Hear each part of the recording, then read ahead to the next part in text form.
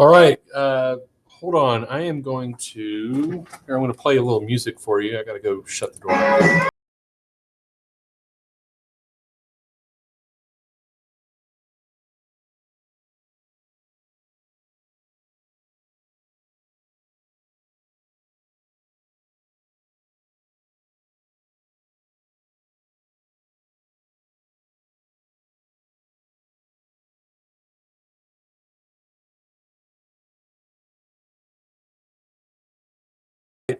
Well, this is the New Deal. This is part of period 7 of the AP U.S. history curriculum. This is the New Deal, of course, is a response to the Great Depression that obviously we trace to the mid 1920s and without a doubt the stock market crash in 1929. So to get into the central figure of the New Deal, of course, what is the New Deal? The New Deal is a sweeping set of social, economic, and political programs designed to provide what are called the 3 R's. 3 R's of the New Deal: relief, recovery, and reform programs to deal with the effects and the symptoms of the Great Depression. You'll see in your unit discussion questions, number 2, explain how the early New Deal pursued each of the 3 R's, relief, recovery, and reform. In class, we did our jigsaw where each of you got up in front of your classmates and you described one small part of this very large New Deal. And one of your tasks was to label your program in one of these 3 categories: relief, recovery, and reform. But the central figure of the New Deal is Franklin Delano Roosevelt. This is Roosevelt, and of course, we will first talk about describing the rise of Roosevelt to the presidency in 1932. So, like his uncle Theodore Roosevelt, he hails from the state of New York, okay, where he was governor. He was born, as you see here, he was born in a very wealthy family at his family estate in Hyde Park, New York. Of course, you can go to Hyde Park, New York today, to his home where he is currently buried, as well as many of his relatives. But he is definitely he's a man of great privilege. He grew up in privilege. He was educated in Europe, in Germany, for example, in a book entitled, I'm trying to remember, have the book here. Let's see. That book may actually be at my house, and the title of it escapes me, but essentially it's a book called The Commanders that analyzes the wartime leadership of Franklin Roosevelt during World War II. And when I read the book, and I'll share the title of it with you later, because it really is a good read. Is that really it was in Germany that as a young man, as a young boy being raised and educated there, where he really learned not to like the Germans too much. I think there was examples where he was bullied, and by the other wealthy German school children. So he developed an affinity not really an affinity, but I don't want to use the word hatred, but he didn't like the Germans too much. But the idea is the guy is privileged. He was born with a silver spoon in his mouth and was very well traveled, educated in Europe. And when he comes home, he is going to, like his uncle, he's going to attend Harvard University. And when he graduates, he's going to basically follow the same path to the presidency that his uncle Teddy Roosevelt did. He started, you look here under number 2, he started by serving as the Undersecretary of the Navy. during World War I, committed to the goal of increasing U.S. naval strength, which is something exactly what his uncle Teddy Roosevelt did. In fact, he held the exact same title that Roosevelt did. By 1920, he finds himself as a vice presidential candidate and for the Democratic Party.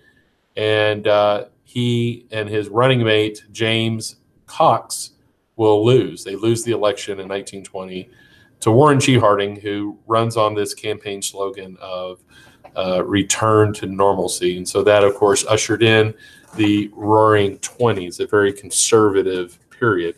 The next year in 1920, and I would say that this is one of the defining moments of his life. Teddy Roosevelt was struck with great tragedy in his life when his mother and his wife both pass away, die on the exact same day, Valentine's Day. Well, for Roosevelt, it was contracting the polio disease, a disease that causes paralysis. And really, polio is a disease that afflicts children mainly, and it was a disease that crippled children. But adults very rarely get polio. But when they do, it is often extreme. It's very severe. The symptoms and the symptoms of polio are more severe if you when you contract it as an adult. And of course, this is before Jonas Salk and the polio vaccine, but it essentially confines FDR, cripples FDR, confines FDR into a wheelchair for the rest of his life.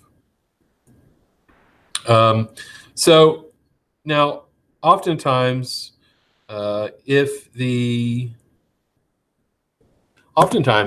when people experience hardships of this nature, it's very easy for people to feel sorry for themselves, to attack the problem with a great deal of pessimism, and people tend to want to throw pity parties, and at the age of 21, you're thinking, my life is over. My life is over. Well, he had the opposite approach.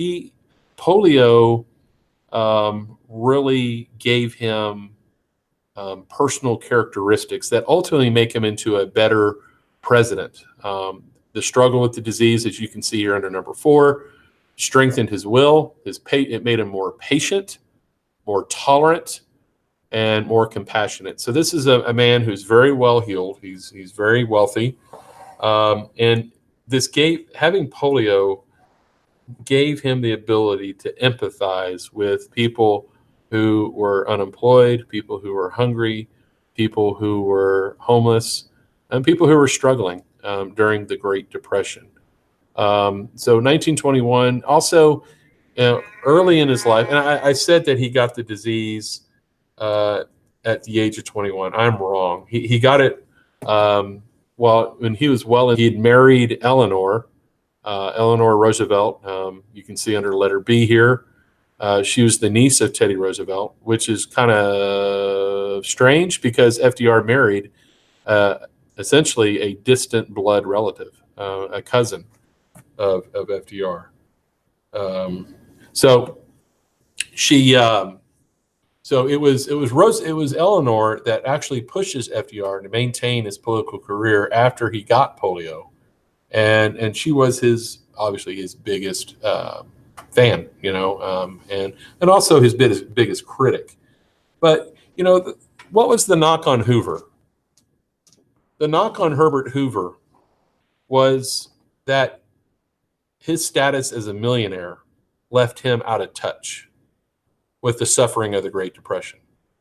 And when we studied the Great Depression in class, I told you that Hoover's biggest weakness was that he didn't understand the suffering of the American people. And Roosevelt is equally as wealthy, but he developed the capacity for compassion, and he understood the capacity. He developed the capacity for tolerance, and talking about his being very strong-willed. And so like I said, the polio disease really made him into a better president. And but before he was president, as you can see, like his uncle, he was elected governor of New York in 1928, and again in 1930. He was a progressive, so this is 1928. So during the Depression in New York, Roosevelt, for the state of New York, was already implementing programs for the unemployed. He was creating public works projects. He was giving aid to New York farmers, and engaged in various conservation type projects. So what he did in New York, he's going to seek to do for the nation. In fact, the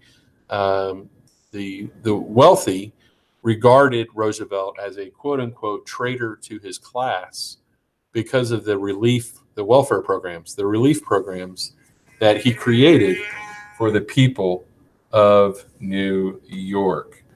He spoke frequently of his concern of the plight of the forgotten man. And so the forgotten man is a metaphor that's been used not just in his political career, but really in other career. I mean, and we see other politicians are going to use this metaphor of the forgotten man. And so he's of course, the forgotten man are those people out in American society who are no doubt suffering from the ill effects of the Depression, and he wants to ensure that person, those people, that government will meet their needs. He was, unlike Woodrow Wilson, he was willing to compromise. He was a partisan president, but he was able to find consensus. He would later be labeled a moderate. There's one of the discussion questions are right here.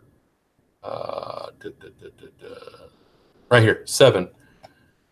Historians argue that the New Deal began as a conservative program that later turned into a progressive agenda. To what extent is this true, and explain why or how this occurred? And so the short story is that the New Deal was a very moderate program. Now, he's championed as a progressive, a liberal, but there were a lot of elements in his politics that were very conservative. When it came to money, he was very frugal, and he was not anti-big business. He was pro-banker, and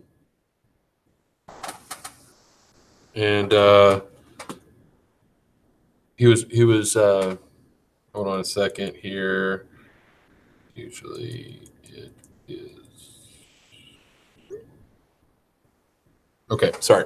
So, but he was a master politician who was willing to compromise, and his program was moderate. And so as you go through this content material, try to ascertain what parts of the New Deal would be pro-business, kind of a top-down approach into economic recovery. Top-down means helping the people at the top, thinking that the benefits will trickle down to the people at the bottom. And what parts of the New Deal is more of a progressive, kind of a bottom-up approach, to where to which government is acting in a way to benefit those people at the bottom at the expense of the people at the top, And so you will find that he is a master politician because he's able to straddle the fence, and he's able to maintain. And by the way, if you're a moderate, being a moderate gives you a great deal of independence, and gives you a better opportunity to actually get things done, and working through Congress. And it's this quality about him that made him the right man at the right time in history. What also made him the right man at the right time in history, what made him the perfect president to come into office in 1932, sworn in 33, would be the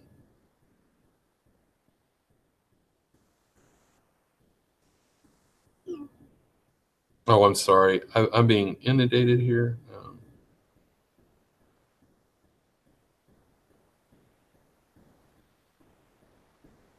Okay. All right, there we go. Was Eleanor Roosevelt made Roosevelt an even more compassionate and tolerant president. In fact, she has often been called the conscience of the New Deal.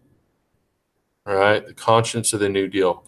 And so, for example, Roosevelt, when he is elected, he is going to create what's called the brain trust. He's going to bring into his cabinet people who are like really successful outside um, the government, really talented people. But it was to Eleanor's urging that he appoint a woman to his cabinet and that she bring in African Americans into government, and that is and that's all attributed to Eleanor. Without Eleanor, um, uh, without Eleanor, then Roosevelt most likely would not have been as inclusive when it came to women and minorities. And she kind of set the model for the office of the First Lady, and that the office of the First Lady can be used um, in the political arena. And so she was the most active First Lady in American history and had a great deal of influence on her husband. So the election of 1932, and again, I think this gets to discussion question number one, in his election in 1932. So it was actually in this election where he comes up with the moniker New Deal. He plays, I pledge myself to a new deal for the American people, in terms of in terms of bringing about a different approach to dealing with the symptoms of the depression. Now, during the campaign, and this is very important for you to know, is that during the election, he equated the Great Depression with war. You know, he says that we're at war. We're at war with one of the greatest enemies, one of the greatest threats to our democracy, and that enemy is the economy. It's the depression. It has the capability to do as much damage to us as any foe that we have ever fought in our history. So he promised government aid to the unemployed, though we didn't really know what that looked like. He campaigned to repeal the prohibition, but really what he pushed um, over and over in the campaign is this idea of action. We need government action. And Hoover, he uses this phrase over and over. He calls it do nothingism. You know, he equates Herbert Hoover with do nothingism and not doing enough, not using the government enough to help people, And so he kind of beats Hoover over the head with this mantra of do nothingism. So, so he proposes this big giant progressive program, this big government fix.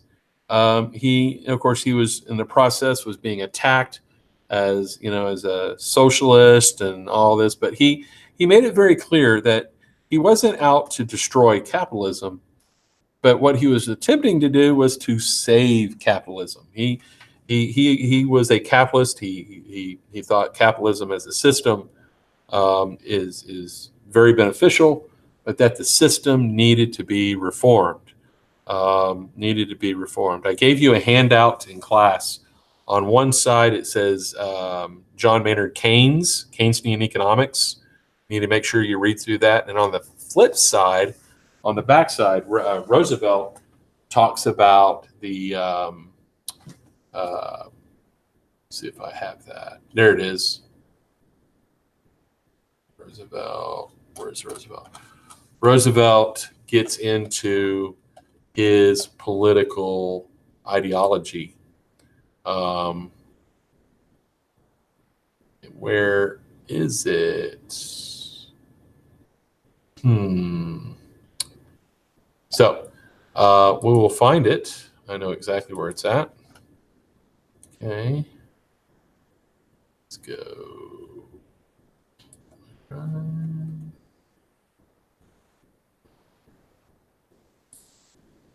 University.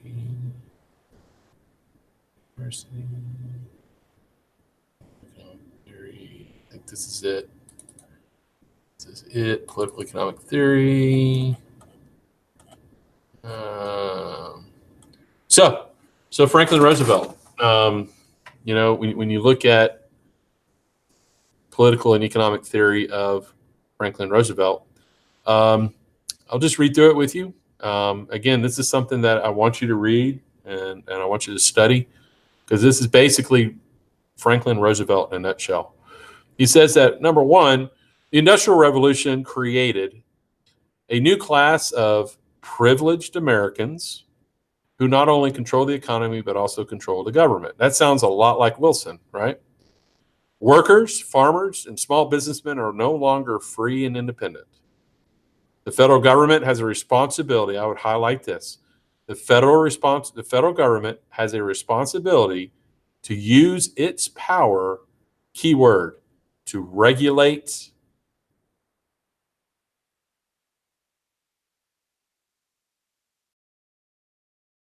constitutional power, to promote the general welfare, and to secure the blessings of liberty. So the power of the government, the federal government, should use its power to protect economic liberty. Number two, the government should use its power to fight under consumption. Antitrust laws should not only be used to break up monopolies, but they should be used to control pricing. Purchasing power should be stimulated throughout the nation. So the government should use its power to fight under consumption. Under consumption is when, I mean, it's pretty self-explanatory when purchasing power decreases. People aren't buying things. That we're producing all these products, we're growing all this food, but anytime what hurts our economy is when we have underconsumption. Three, the government, and this is big, the government should provide relief to the unemployed. I think highlight that. That's a big, big statement there. This is a game changer. No president had ever proposed this idea of providing relief to the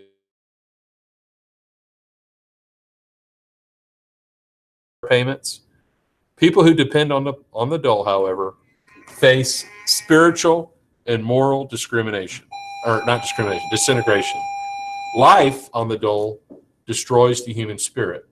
Work is better than the dole, and government should create jobs for the unemployed. So I would highlight that part.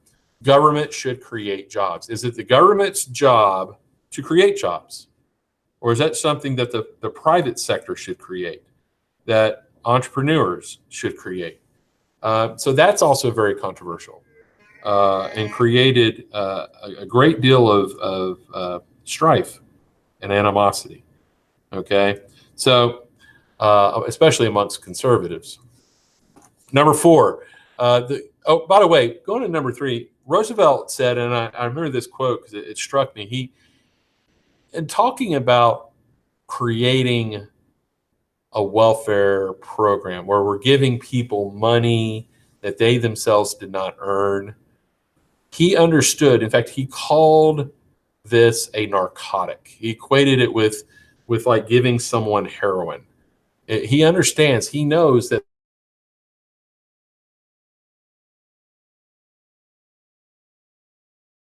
off.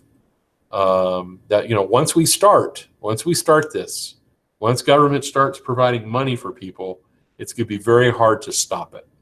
The way it would be for someone to stop abusing heroin. So I mean, even Roosevelt understood that this, the dole system, welfare is It's necessary, but it's going to alter the relationship between the people and its government in a negative way.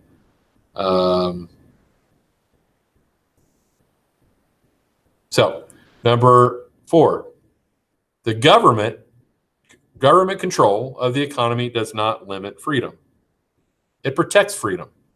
Freedom is not only the opportunity to speak and worship freely, it is also the opportunity to make a decent living. Okay, so Roosevelt believes that earning a decent living, a job, is as much a right, as much as part of freedom as a free press, free speech, free exercise of religion, you name it. Because economic royalists who complain about a loss of freedom are really complaining that their privileges have been taken away. Number 5,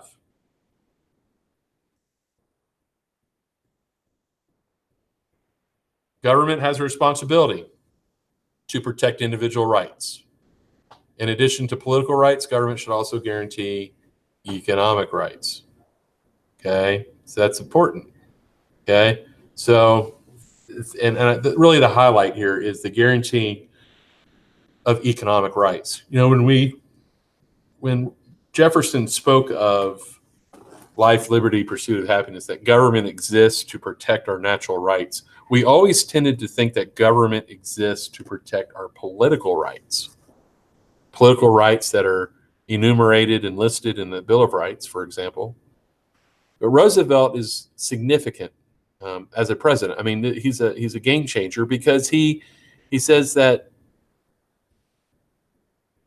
government should not only protect our political liberties, which are important, but our economic ones as well. All right, so that's very important.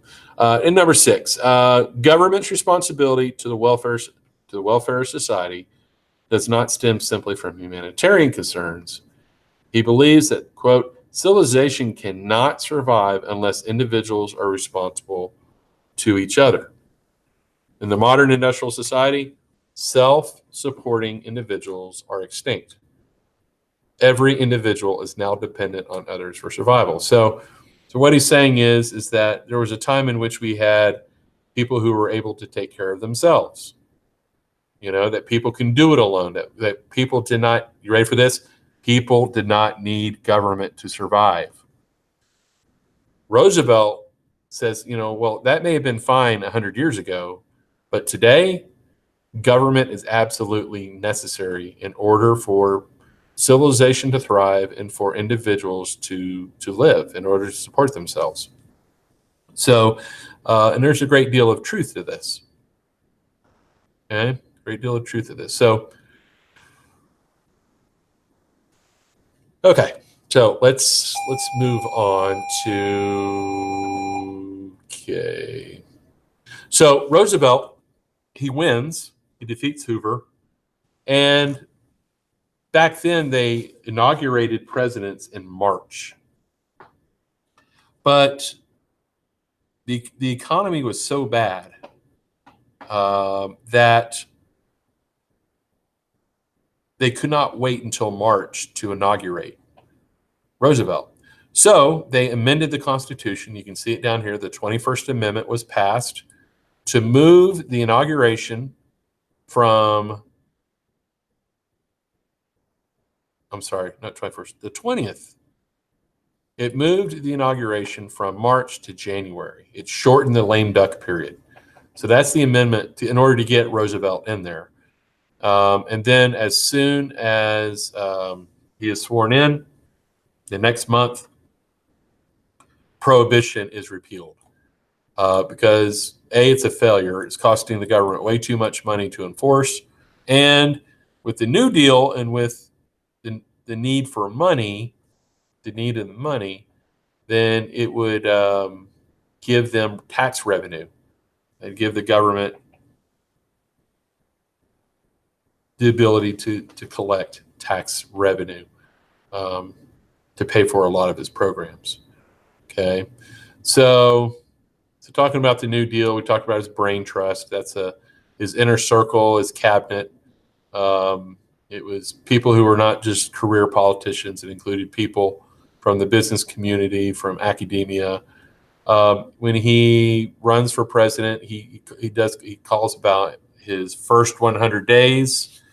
First 100 days, we went through this in class.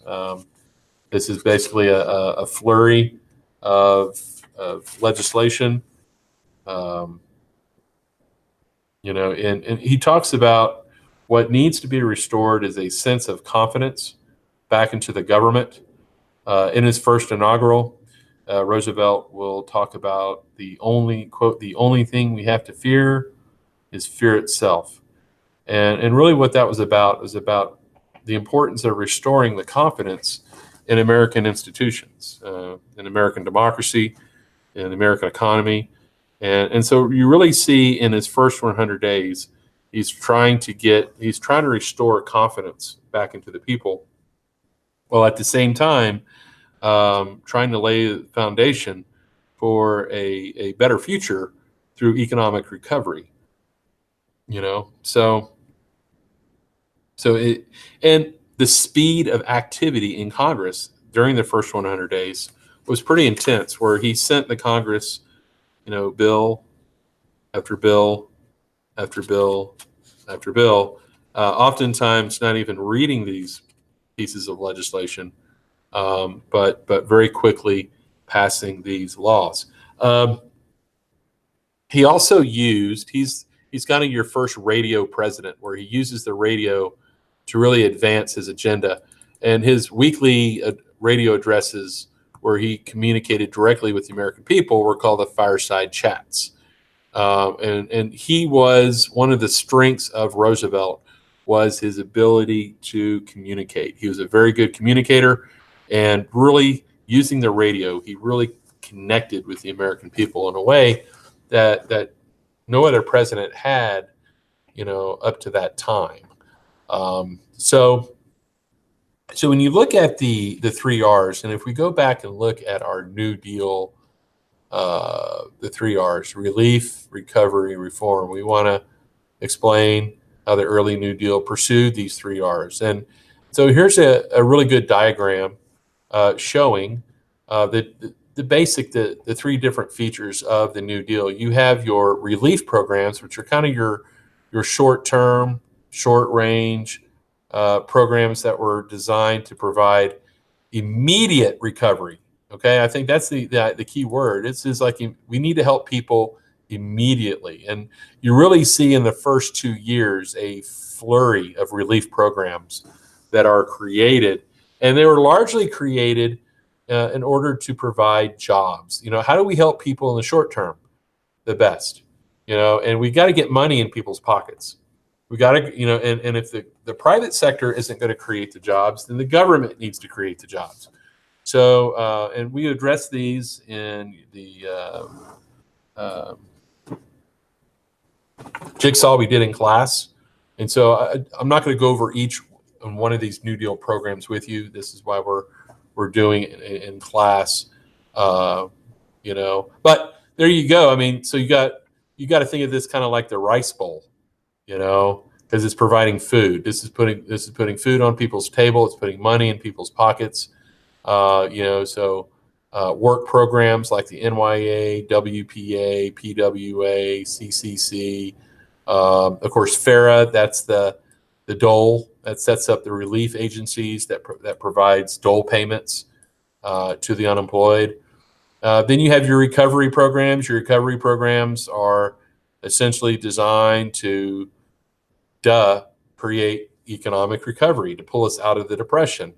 And so for us to get out of the Depression, 3 areas have to be addressed. The businesses have to recover, the agricultural sector has to recover, and the banks, the EBRA was designed to banks. That's the Bank Holiday Emergency Banking Relief Act. The banks have to be brought back online. And these were called the pillars, FDR's, the twin pillars of recovery. So this is what the New Deal is built on in terms of economic recovery. Now, there were other programs, as we studied in class, that also had it in its goal economic recovery.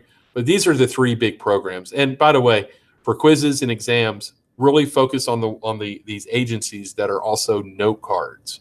Okay, really focus on the ones that are note cards. But and then of course you got your reform. This is kind of the foundation, right? So you see the foundation of the long-term, permanent programs designed to prevent future depressions, to bring about long-term economic development of the country, to provide long-term benefits to the people of the United States. These are to play a permanent role from this moment on. And this is the part of the New Deal that's very progressive. Okay, this is very progressive. Your relief programs or recovery programs tended to kind of more moderate, and your relief programs, like the creating of the jobs, bit of a mixed character there in both conservative aims and progressive goals as well. So, as it says here, the first 100 days represented an unprecedented passage of legislation in U.S. history. The Congress gave the president extraordinary blank check powers. They gave him the power of a president at war. And remember, Roosevelt during the campaign equated the Depression as a war.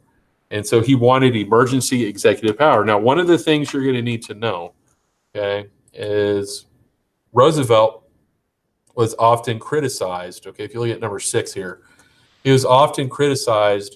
He was criticized by conservatives and he was criticized by liberals.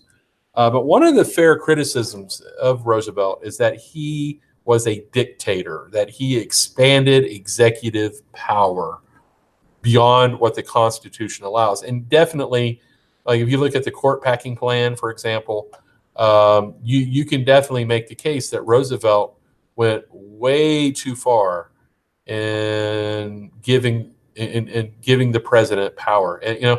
And now you can say we've always done this, and in fact we have. We've always given wartime presidents a lot of power, and sometimes they use that power for good, but sometimes they use that power for bad. I think you could say that about Lincoln. You can say that about Wilson. You can say that about most wartime presidents, that they're given a lot of power, but they don't always use that power, within the realm of the Constitution. So that's one of the major charges against him. But one of the and I want to address this too. And since we're all talking about the New Deal, you want to categorize the New Deal in these areas. Okay, you want to categorize the New Deal in these areas, and so these are the areas addressed by Roosevelt. And so what I want you to be able to do for a quiz or an exam is for each one of these areas, I want you to come up with one specific New Deal program, right? One specific New Deal program. So, for the quizzes and exams, I don't want you to know all of the New Deal programs. I want you to know 1, 2, 3, 4, 5, 6, 7, 8. 8 would be perfect. Know an example of an employment project. What it was designed to do, what problem was it designed to alleviate, to what extent was it successful, to what extent did these projects aid in economic recovery. So you got a lot to choose from. You got your CCC, WPA, PWA, CWA, NYA, among others. Labor relations /unions. All right. So this right here, you're really looking at the Wagner Act. The Wagner Act was a very pro-labor piece of legislation. And really, the big thing is that it enabled workers to engage in collective bargaining. And during the Depression, there's not going to be any union busting. All right, so that was huge. Rural assistance and development. I mean, there's a lot there. You got the TVA, the REA. REA is the Rural Electrification Act, which during the New Deal, they brought electricity to the farming regions. So you see a lot of we're going to use the New Deal as an opportunity to bring about economic improvement of some of the most rural and economically depressed areas in the country. So the rural assistance, it could be also you're looking at like the Dust Bowl and trying to restore the Dust Bowl back to health. Those programs. You could also include the CCC here, because the CCC also work to try to repair, undo a lot of the damage created by the Dust Bowl as well. But rural assistance and development, I think AAA's there. AAA is one of the big programs. Conservation, I mean, there's a lot of soil conservation programs. Talked about the CCC is really the big one. Old age insurance pension, that's Social Security. I would say that's non-negotiable. You have to go in the AP test knowing this. It is arguably one of the most popular of all the New Deal government programs. Direct relief, dole assistance, that's the welfare, that's FARA. The FARA, the dole system, unemployment benefits, things like that. Business reform and regulation, well, there's a lot of that. The SEC, the NIRA, the NRA, anything aimed at improving reform and regulation. And the Fair Labor Standards Act up here with the union labor relations, the establishment of the minimum wage, outlawing child labor, establishing the 40-hour work week and overtime pay, time and a half. That's also huge, man, right? That's a big advance. And of course, the last area would be housing and urban development. And so think about all those programs, the FHA, the HOLC, that was designed to stop the trend of people losing their homes. Also, another program, it wasn't in our jigsaw, but I know it's a note card term, is the FDIC, Federal Deposit Insurance Corporation, as part of business reform and regulation. That's important. That provided a insurance for deposits. So whenever your bank fails, you don't lose your money. So make sure you include FDIC with business reform and regulation. But there were so many other areas involved. Just know that the New Deal did target banks first. That was its number one priority, and I think that's what it gets into here. Talking about the banks, the EBRA, about getting banks back online, restoring the public confidence in the banks, the declaring of a bank holiday in order to restore the faith in the banks and the American people.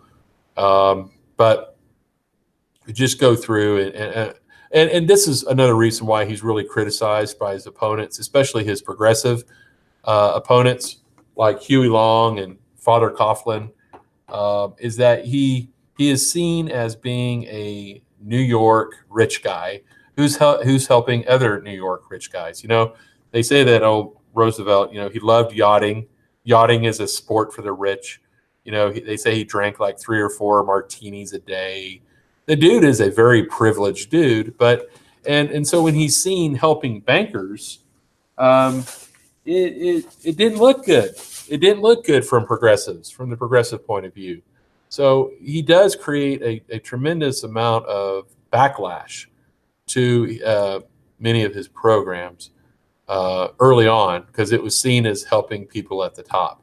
And that's your conservative New Deal. The conservative New Deal is anytime he helps big business, anytime he's helping bankers and Wall Street and business, he's like the CCC. I talked about this in class, that really the goal of the CCC was to get young people out of the cities, right? So they're not revolting.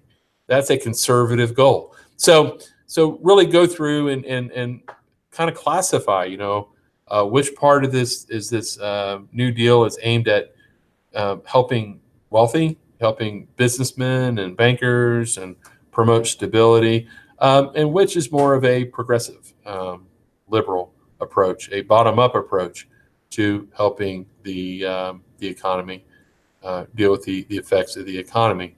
So Let's see. Let's get there. Social Security. Social Security. So you got your critics of the New Deal. I think we address them here. This is your number 6. Who are among the New Deal's greatest critics? What are their arguments against the New Deal? Now, there's a whole host of them. I narrowed it down to 3. The first one, of course, is the American Liberty League, because, yeah, they're a group of wealthy Republicans, conservative Democrats. They thought that the New Deal was way too socialist, right? Way too socialist. And they do. They accuse Roosevelt of being a socialist. Plus, they accuse Roosevelt of doing things that states ought to be doing. So a lot of states' rights people were opposed to the New Deal. And they accused Roosevelt of excessive use of executive power. And so groups like the American Liberty League, very anti-New Deal, because they thought that in the big grand scheme of things, the New Deal was anti-business. Was anti-business. And the American Liberty League went all out to try to defeat Roosevelt in the 1936 elections. Okay. So, and then you got Father Coughlin. We talked about him in class. Initially a New Deal supporter, but criticized it because of the banks. When Roosevelt began to help banks, by helping bankers, you're helping Jews. And by the way, a lot of the nation's banks were run by Jews. And so Father Coughlin, who is actually a Catholic priest, and he had one of the largest radio shows in the country. In fact, they called him the radio priest. He was kind of like the Rush Limbaugh of the 1930s, had 40 million listeners. And he called Roosevelt a liar for not nationalizing the nation's banks, and later used his radio show to praise Adolf Hitler. And he promoted a lot of anti-Semitic ideas on the air. And he eventually got his show canceled. Then you got Senator Huey Long. This is the third guy. He thought that the New Deal, he criticized, he's the senator from Louisiana, but he was also the governor. He was the senator and the governor at the same time. Imagine that. But he thought the New Deal wasn't liberal enough, and it was not helping enough people in a very quick, efficient manner. He said it's too slow. But his program is called the Share Our Wealth program, in which he, quote unquote, promised to make every man a king. And what it involved is confiscating incomes of the wealthy and redistributing that money into a $5,000 income for every family. So this is the standard graduated income or guaranteed income. This is an idea that's actually being floated around today, that the government ought to supply every American family a guaranteed income of, say, $20,000. And in order to create that income, it would require confiscating incomes from the wealthy. So this is a guy who was, this is a very popular idea, especially if you're homeless, hungry, and unemployed. You saw the Share Our Wealth program as something good. Conservatives saw it as socialism, but he garnered a pretty big following, and there was great fears that he was going to challenge Roosevelt in 1936 for the presidential election. And before that could happen, you can see under number 5 here, he was assassinated. And so he is assassinated in the Capitol building in Baton Rouge, Louisiana, by a political rival of his. And of course, when Huey Long died, the whole Share Our Wealth program died right there with him. Okay, right there with him. So you got your first New Deal and your second New Deal. The second New Deal is leading up to the election, his re-election, and it is more reform oriented. So you take the 3 R's: relief, recovery, and reform. The reform programs are largely part of the second New Deal. Okay, big time part of of that. And understand, he loses in 1936. There's no more New Deal. And that's obviously what the Republicans campaigned against. They campaigned against the New Deal, and but to their chagrin, Roosevelt wins, and he wins in 1936 in large part due to what we call. You need to know this, okay? Talk about it in your great right here. Number 5, explain the political coalition that Roosevelt mobilized on behalf of the New Deal and the Democratic Party. Okay, so the idea is that he was able to court new people, people who generally vote Republican. He was able to get those people to switch parties and to vote for the Democrats. And this is the what we call the Roosevelt Coalition or the New Deal Coalition. And so what the Roosevelt Coalition was, it added African Americans, unions, intellectuals, political inside machines, or and a lot of the South. This is your coalition of Democratic voters. But really, the people they brought in into this New Deal coalition were African Americans, blue collar types, farmers. Traditional Republican voters are going to move over into the Democratic Party, and it killed the Republicans. You see down here, Roosevelt is going to win re-election, 523-8 in the Electoral College. That is a butt kicking. That's huge. That is huge. So he wins re-election, and of course, the New Deal is going to continue now. But one thing this election revealed, and with welfare spending and these government programs designed to provide relief, it involved the government giving people money, taxpayer money. What it did is it caused a lot of long-term unintended effects that in some ways you can argue severely damaged the nation. In almost every case, the temporary fix offered by the New Deal resulted in substantial long-term disruptions, that made America less competitive economically. New Deal saddled future generations with mountains of unfunded obligations like Social Security, and it laid the foundation for an American welfare state. So this is very expensive, and we went into debt, and we went into the hole. These programs are valuable. Yes, they're valuable. Yes, they were appropriate. Yes, they were needed. But the long-term unintended effects is that we got a nation with a major debt problem, and future. You saw by solving the problem. By solving one problem, you create three more, and that's really what the New Deal and really the creation of this welfare nanny state does. What the New Deal also did is it caused an influx of corporate money into politics. Government begins to pick winners and losers in the tax code. So this is now where it was important for rich people to use their money to influence politicians, because they don't want the tax code to punish them. And virtually every one of the New Deal programs in some way made people more dependent on the government.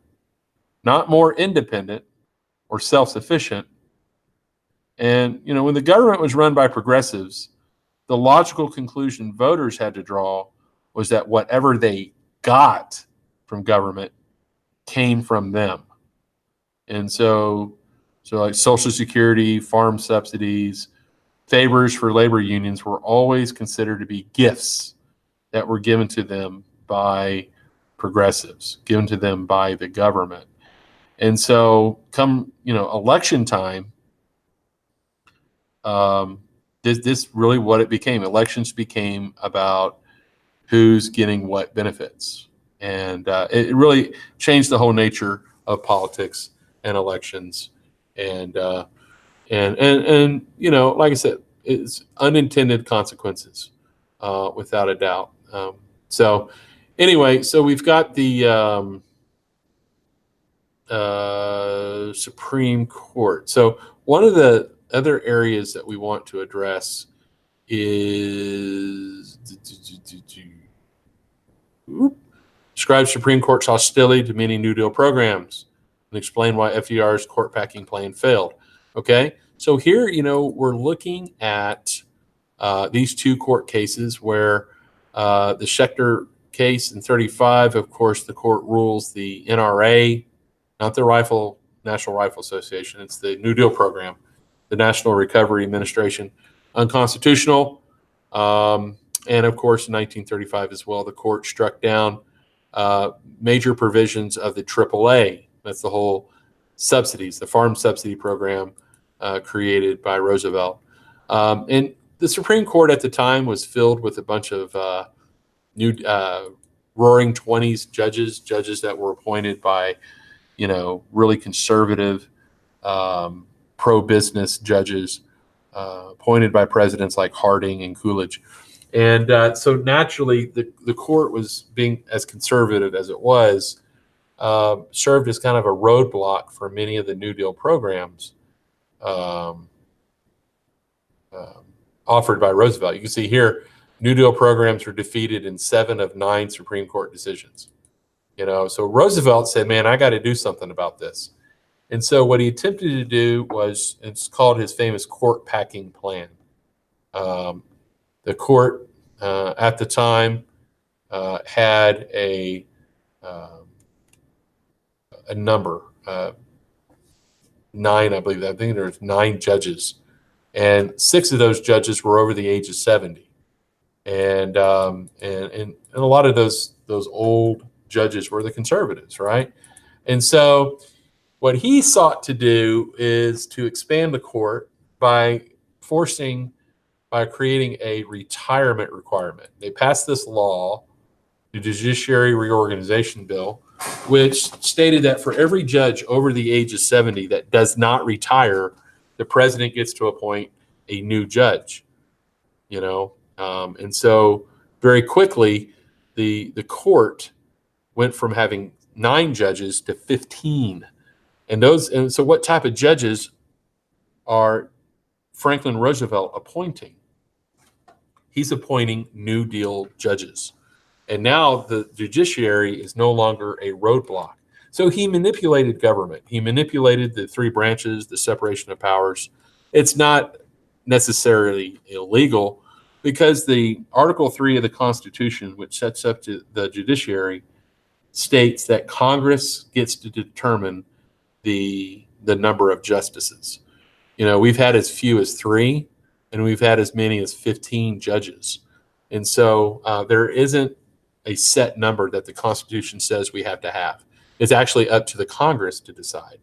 But Roosevelt is definitely attempting to manipulate the court, the complexion of the court, in order to get legislation through the judicial review process. And of course, many of his critics are going to accuse him of being a dictator for trying to pack the court with liberals, which is definitely, screwing around with the old checks and balances system and the concept of separation of powers.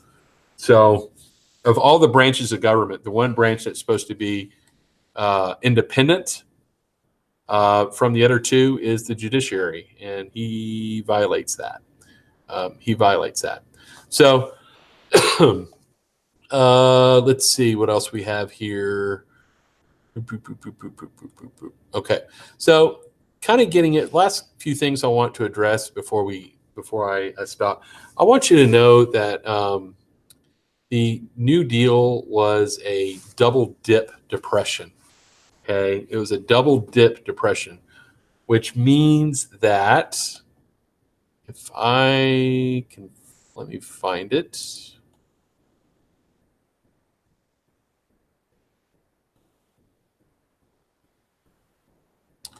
Oh, I know where it is. The double dip depression. Economic birth of freedom.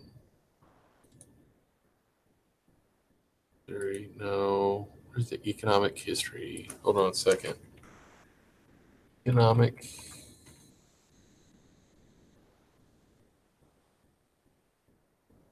for the United States. Bam. Okay. So if you look at the economy, this is, okay, 1920. All right. So this is what the economy does. All right. So it is kind of a double dip.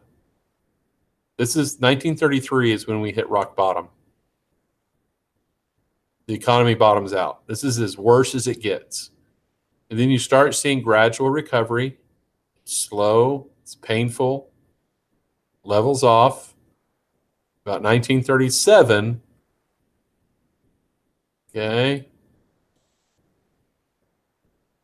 it gets pretty much close to where we were when we began this thing.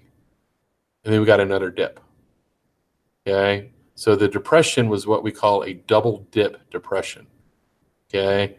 And it looked like as though it was going to continue to fall again. But then World War II comes in and saves it.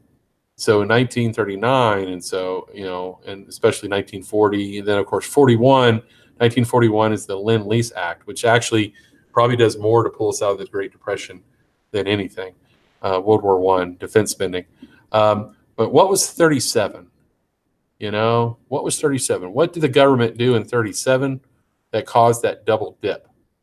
And the answer is they raised taxes. They raised taxes. FDR raised taxes on the richest Americans from 56% to 73%. And so 75%, excuse me. And so now, instead of the wealthy people spending their money to create jobs, they're holding on to their money because it's being overtaxed. So it was actually one of the worst things that Roosevelt could have done. Now, we'll tell you, you need to know this as well. Probably the number one thing that Roosevelt did to save the economy, in addition to the bank holiday, is he took the United States off the gold standard. Okay, he took the United States off the gold standard, and the gold standard. The idea with the gold standard is, as long as we're backing our money with gold, all you had to do is go to a bank with a bunch of American cash, and you can get gold in exchange. You can exchange it for actually a bar of gold. And so that's what Europe was doing. Europe was taking all their American currency and they were exchanging it for our gold, and they were draining us of our gold supply. And so Roosevelt took us off the gold standard in order to kind of stop the bleeding by preventing foreign countries from draining us of our gold supply. Gold, of course, is what we backed our currency with. And so, but taking us off the gold standard is no doubt one of the most important things that Roosevelt does for us.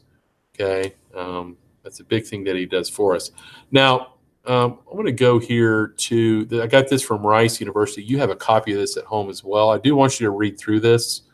It kind of gives you the backstory behind Roosevelt, gives you the causes of the Great Depression, the problems created by the Depression. Pay attention to the quotes here. It talks about the 3 R's and what they represent. And then, what did Roosevelt use to defend the constitutionality of expanding federal power? Of course, the preamble of the Constitution gives the federal government the authority to ensure domestic tranquility, establish justice, promote the general welfare, secure the blessings of liberty, And so he uses that, of course, Section 8, that's the government's power to regulate commerce, and the necessary and proper clause, loose construction. So he, what I'm doing constitutional? You betcha. Okay, so there's once again the image of the double dip depression. Okay, but for the first New Deal, you got your list of agencies. Kind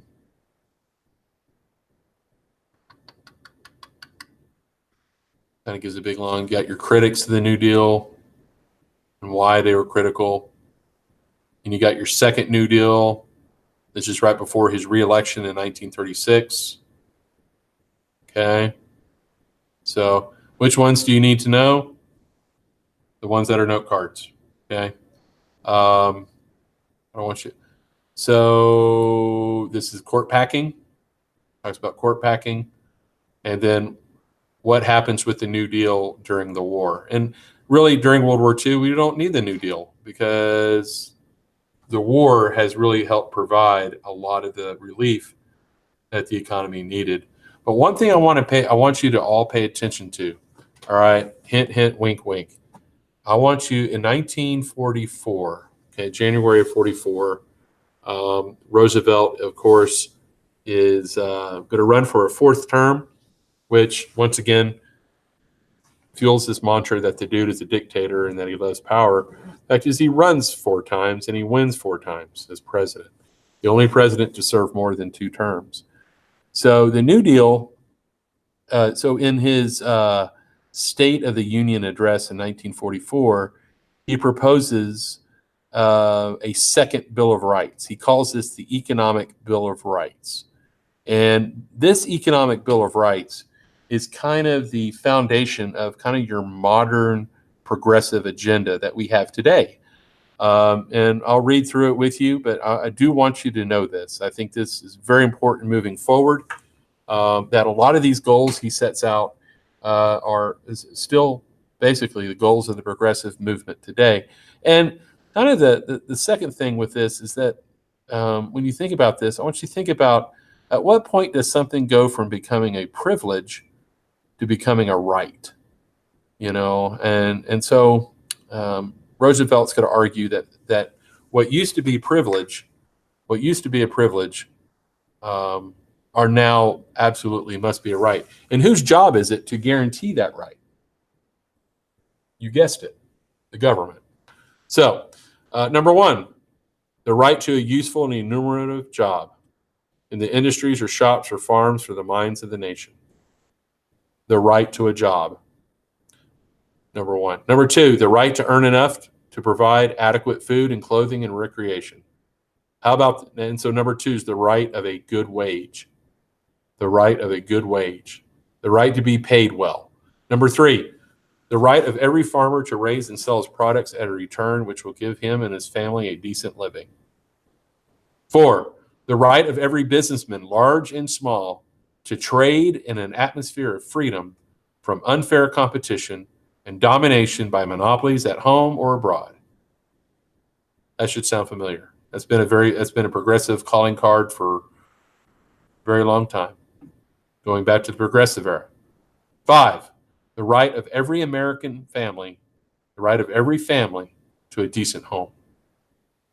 6, the right of adequate medical care and the opportunity to achieve and enjoy good health.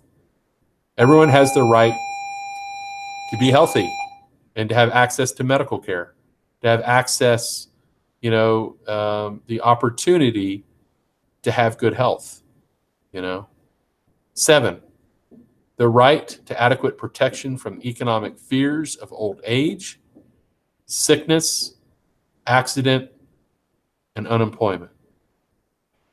So what the Great Depression did and what the New Deal established is that from here on out, we are taking care of the weak in our society. We're taking care of the elderly. We're taking care of those that are sick, the youth, the young people, people who are unemployed. Basically, the government's going to exist to alleviate the economic fears of people who are downtrodden in that regard. And last but not least, the right to a good education. And this is all part of his economic New Deal. Now, to kind of bring closure to all this, we look at the legacy of the New Deal.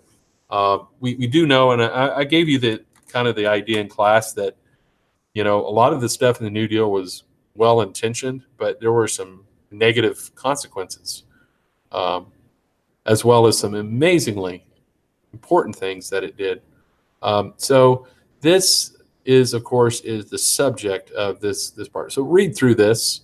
the legacy of the New Deal, and then judge for yourself. To what extent was the New Deal successful? And I think you ought to come up with evidence of really areas where it fell short and areas where you definitely had some slippage. Okay, so talking about the New Deal, I want to just talk about the art. Where is it? Actually, New Deal. Boom, boom, boom, boom. A lot of great resources on here, guys. A lot of great resources, and I am not seeing it. Maybe I put it with the Great Depression. Government financed art. A lot of great stuff here.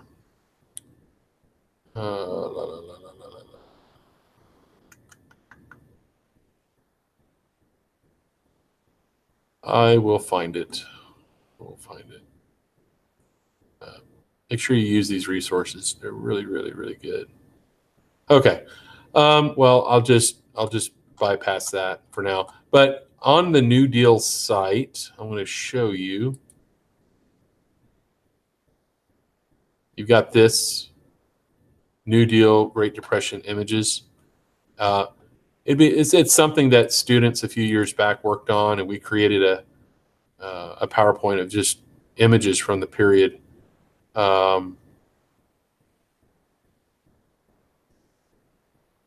Roosevelt is always seen in that car. Never let people see him in his wheelchair. A very proud man. People riding the rails, homeless, hobos. Dust Bowl. Yeah.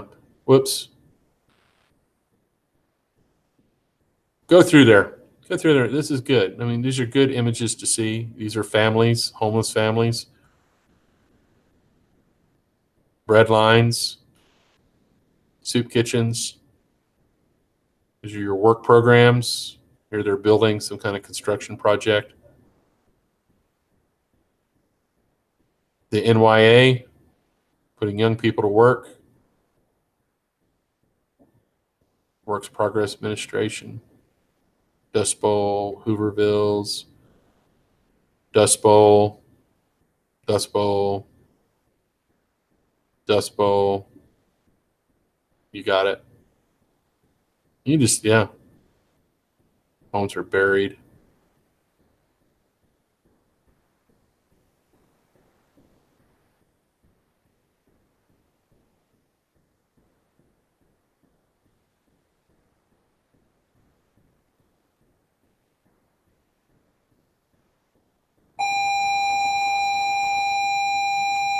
We're in a pretty low point. No way, man. These are proud men, class. These are proud people relegated to this. And Roosevelt came along with a message of optimism, and he had a plan. And yes, it may have fallen short in some areas, but like he said, doing nothing would have been worse. Doing nothing would have been worse. Okay, so it's a pretty good overview. I want to make sure that you also understand that if you need any more help with this, always reference your textbook. Textbook is really good on this subject. Okay, so have a great day. Thank you for your attention, and take care.